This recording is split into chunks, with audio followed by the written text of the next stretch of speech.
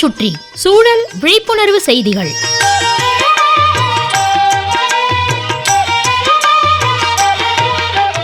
அன்புள்ளம் கொண்ட மாரியம்மாள் அவர்களுக்கு மாணிக்கம் எழுதும் மடல். நலம் நலமறிய ஆவல். இயற்கையில் நடைபெறும் ஒரு சில செயல்களை எப்பவும் தடுத்து நிறுத்தக்கூடாது. உதாரணத்துக்கு சிறுநீர், மலம், தும்மல் போன்றவற்றை நிறுத்தக்கூடாதும்பாங்க.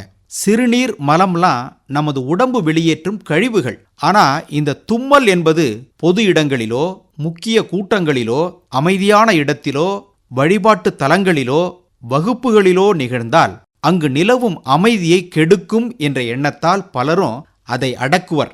இப்படி தும்மலை அடக்குனா அதன் விளைவுகள் ரொம்ப மோசமா இருக்கும். அதாவது வெளிப்புறத்திலிருந்து மூக்கிற்குள் சென்று ஒட்டிக்கொள்ளும் சின்ன துகள்கள், தூசு, வேதிப்பொருட்கள், புகை, வாசனை பொருட்கள், மணமூட்டிகள், விலங்குகளின் முடி, தோல் கழிவுகள், தாவரங்களிலிருந்து வரும் ஒத்துக்கொள்ளாத பொருட்கள்னால தும்மல் வரும். மாரியம்மாள், நீங்க வீட்டில் சமையல் செய்யும் போது மிளகாய் காரம் மூக்குல ஏறும், அப்போ கூட தும்மல் வரும். சுற்றுப்புறத்தின் திடீர் வெப்பநிலை மாறுபாடு, சூடு கூடுவதோ குளிர் கூடுவதோ திடீரென நிகழ்ந்தால் தும்மல் உண்டாகும். குளிர் காற்று, சாரல், மழை, வயிறு நிரம்பும்படியா சாப்பாடு சாப்பிட்றது, ஏதாவது கிருமி தொற்று, இவையெல்லாம் காரணம் தும்மல் உண்டாக.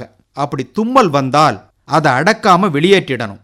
சில நோய்கள்னால கூட, உதாரணத்துக்கு மூக்கடைப்பு, மூக்கு உள்பகுதியில் ஏற்படும் அழற்சி, ஜுரம், மூக்குல அடிபடுதல், இவற்றின் காரணமாகவும் தும்மல் உண்டாகும். தும்மும் போது வரும் கழிவுகளை வெளியேற்றிடணும். எந்த கழிவையும் எங்கும் தேக்கி வைக்க கூடாது. கழிவுகள் தேங்க தேங்க தீங்கு உண்டாகும். மூக்கில் தங்கியிருந்து பிரச்சனைகளை உண்டாக்கும் பொருட்களை வெளிப்படுத்தவே தும்மல் ஏற்படுது. அதனை தடுத்தால் பிரச்சனையை ஏற்படுத்தும் நுண்கிருமிகள் மூக்கிலேயே தங்கி எதிர்விளைவுகளை ஏற்படுத்தும். தும்மலை தடுப்பதால் ஏற்படும் அழுத்தம் மார்பு அறை அழுத்தத்தை பாதிக்கும். மார்பறை அழுத்தம் அதிகமாவதால் இதயத்திற்குள் செல்லும் இரத்தம் தற்காலிகமாக நிறுத்தப்பட்டு மீண்டும் உள் செலுத்தப்படும். இந்த மாதிரி நிகழ்வுகள் தொடர்ந்து நடைபெற்றால் இரத்த ஓட்டத்திலும் இதய இயக்கத்திலும் பாதிப்புகள் உண்டாகும். மாரியம்மாள், நீங்க இனிமே தும்மல் வந்தா நிறுத்த மாட்டீங்க, அந்த அளவுக்கு பயமுறுத்தியாச்சு. நல்லது தானே? அதோட வயிறு இருக்கக்கூடிய பகுதியையும் இந்த செயல் பாதிக்குமா. கண் அழுத்தம் அதிகமாகுதல், கண் உட்புறத்திலுள்ள நுட்பமான இரத்த குழாய்கள் பாதிக்கப்படுதல், இரத்த கசிவு ஏற்படுதல்னு இதன் பாதிப்புகளை அடுக்கிக்கிட்டே போகலாம். ஆக எதையும் அடக்கக்கூடாது. இயற்கையானது எதுவோ அவற்றை. அதுல கூட ஒரு சொலவடை உண்டு. ஆத்திரத்தை கூட அடக்கலாம், மூத்திரத்தை அடக்கவே கூடாதுன்னு. ஏன்னா சிறுநீர் தேங்கினா என்ன ஆகும்? வயிறு வெடிச்சிரும். இப்படித்தான் என்சான் உடம்புக்கு சொல்றோம்.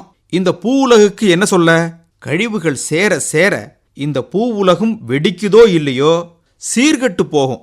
சீர்கெட்ட இவ்வுலகில் மனிதன், விலங்குகள் வாழ இயலுமா? கேள்வி கேட்பது உங்கள் மடல் மாணிக்கம்.